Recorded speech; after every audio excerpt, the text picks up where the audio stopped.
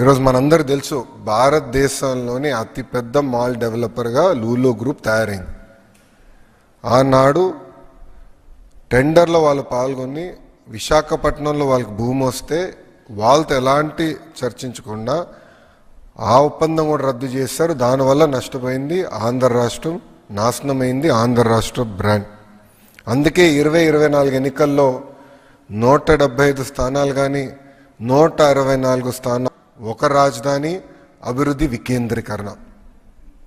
మీరు ఒక్కసారి గమనించండి, అనంతపూర్కి కియా తీసుకెళ్ళాం, ఉత్తర అనంతపూరు కర్నూలుకి పెద్ద ఎత్తున రెన్యూబుల్ ఎనర్జీ సంస్థలు మేము తీసుకెళ్తున్నాం, చిత్తూరు కడపకి ఎలక్ట్రానిక్స్ మ్యానుఫ్యాక్చరింగ్ సంస్థలు తీసుకొస్తున్నాం, కంప్రెస్డ్ బయోగ్యాస్ ప్రకాశంకి వెళ్ళింది, ఇంకా కృష్ణా గుంటూరు అమరావతి కాకుండా ఏకంగా క్వాంటమ్ వ్యాలీగా ప్రకటించాం. 158 క్యూబిట్ క్వాంటమ్ కంప్యూటర్ కూడా జనవరి మాసంలో ఇక్కడ రాబోతుంది. ఉభయ గోదావరి జిల్లాలో పెద్ద ఎత్తున మేము మన ఆక్వాని ప్రోత్సహిస్తున్నాం. కర్నూలుకి వచ్చేగల డ్రోన్ సిటీగా కూడా అక్కడ ప్రకటించాం. పెద్ద ఎత్తున పెట్టుబడులు కర్నూలు జిల్లా కూడా తీసుకొచ్చాం. క్యాంపకోలా లాంటి కంపెనీలు కూడా కర్నూలుకి తీసుకెళ్ళాం. ఇంకా ఉత్తరాంధ్రకు వచ్చేగల భారతదేశంలోనే అతిపెద్ద steel plant, data city, pharma కంపెనీలు, మెడికల్ డివైస్ మ్యానుఫ్యాక్చరింగ్, ఐటీ పరిశ్రమలు మేము ఈరోజు తీసుకెళ్తున్నాం. ఇవన్నీ మీకు ఎందుకు చెప్తున్నానంటే క్లస్టరైజేషన్ అనేది చాలా ఇంపార్టెంట్. క్లస్టరైజేషన్ అవుతే కంపెనీలకి వర్టికల్ హారిజాంటల్ ఇంటిగ్రేషన్ అవుతుంది. అంటే వర్టికల్ అంటే మొత్తం end to end ecosystem build చేయొచ్చు. అంటే ఒక ఫోన్ తయారీ సంస్థ తీసుకుంటే కెమెరా, మాడ్యూల్, లెన్స్ నుంచి బ్యాటరీ, హౌసింగ్, స్క్రీన్ అవన్నీ వర్టికల్గా తీసుకెళ్ళచ్చు. హారిజాంటల్గా వచ్చేగల ఇన్నోవేషన్, ప్రోటోటైపింగ్, కరికులం అంటే స్కిల్ డెవలప్మెంట్ ఇదంతా చేయగలుగుతాం. సో వర్టికల్ హారిజాంటల్ ఇంటిగ్రేషన్ కోసం పెద్ద ఎత్తున మేము ఈ క్లస్టరైజేషన్ని ముందలు తీసుకెళ్తున్నాం. చాలామంది నన్ను అడిగారు, కర్ణాటకకి బెంగళూరు ఉంది, తమిళనాడుకి చెన్నై ఉంది, ఆంధ్ర రాష్ట్రానికి ఏముందని. ఆనాడు నేను చెప్పాను చంద్రబాబు నాయుడు గారు మాకున్నారని. ఈరోజు చంద్రబాబు నాయుడు గారు ముఖ్యమంత్రి అయ్యారు కనుకనే మళ్ళీ పోయిన ఆంధ్ర రాష్ట్రం బ్రాండ్ ఈరోజు తిరిగి వచ్చింది.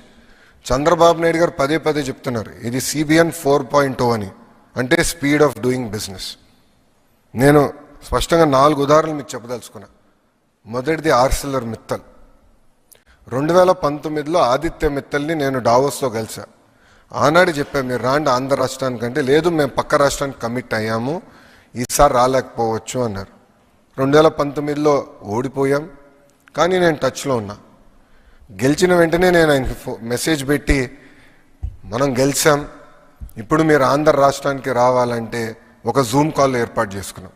సాయంత్రం సుమారుగా 6ంటికి ఆయన 3 స్పెసిఫిక్ రిక్వెస్ట్ చేశారు.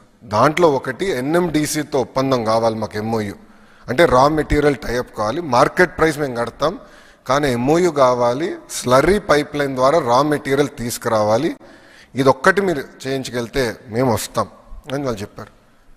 అది నేను పొద్దున గౌరవ ముఖ్యమంత్రి గారితో చర్చించిన తర్వాత ఆయన గ్రీన్ సిగ్నల్ ఇస్తే వాళ్ళు చెప్పాను మీరు ఓకే అని చెప్పండి, ఆంధ్ర రాష్ట్రానికి మీ ప్రాజెక్ట్ మన ప్రాజెక్ట్ అవుతుంది, నేనేం తీసుకొస్తాం, అది మా బాధ్యత అని చెప్పాను.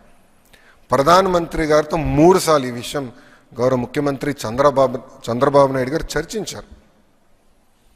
అందుకే ఈరోజు భారతదేశంలోనే అతి పెద్ద స్టీల్ ప్లాంట్ ఆంధ్ర రాష్ట్రానికి వస్తుంది. త్వరలో అక్కడ శంకుస్థాపన అయిపోతున్నాం. 2029 ఎన్నికలు వెళ్ళే లోపల కమర్షియల్ ప్రొడక్షన్ కూడా వస్తుంది. రెండో ఉదాహరణ డేటా సిటీ. పెద్ద ఎత్తున hyper scalers, data centres Andhra రాష్ట్రంలో ఏర్పాటు చేయాలంటే వారు భారతదేశంలోనే ఏర్పాటు చేయాలంటే వాళ్ళకి కొన్ని సందేహాలు ఉన్నాయి. అంటే data security, lawful interception, place of permanent establishment, retrospective taxation లాంటి కొన్ని కీలకమైన ఇష్యూస్ ఉన్నాయి. అది ఒక సంస్థతో మేము డిస్కషన్కి వెళ్ళినప్పుడు ఈ 4 మీరు రిజాల్వ్ చేయండి, ప్రాజెక్ట్ మేము విశాఖపట్నంలో పెడతామని చెప్పారు. అది నేను గౌరవ ముఖ్యమంత్రి గారు నేను కలిసికట్టుగా బాధ్యత తీసుకుని నేను IT మంత్రితో కోఆర్డినేట్ చేస్తే గౌరవ ముఖ్యమంత్రి గారు ఫైనాన్స్ మంత్రి గారితో కోఆర్డినేట్ చేసి భారతదేశంలోని ఈరోజు అది అతిపెద్ద ఇన్వెస్ట్మెంట్ అవుతుంది డేటా సెంటర్స్లో. 3వ ఉదాహరణ టాటా గ్రూప్. మన ప్రభుత్వం అంటే ప్రజాప్రభుత్వం ఏర్పడిన తర్వాత నేను టాటా గ్రూప్ చైర్మన్ చంద్ర గారిని టైం కోరి ఆయన టాప్ 10 కంపెనీ సీఈఓస్ని ఒక సమావేశం పిలవండి సార్, నేను వస్తాను బాంబేకి, బాంబే హౌస్కి వస్తాను, చిన్నప్పటి నుంచి బాంబే హౌస్ అని విన్నాను, ఒకసారి చూడాలని కోరిక కూడా ఉంది నాకు, నేను వస్తాను, మీరు అక్కడ ఏర్పాటు చేయండి, ఐ వాంట్ ఇంటరాక్ట్ అంటే 3 గంటలు 3 అవర్స్ ఇంటరాక్షన్ జరిగింది. టాటా పవర్, అదేవిధంగా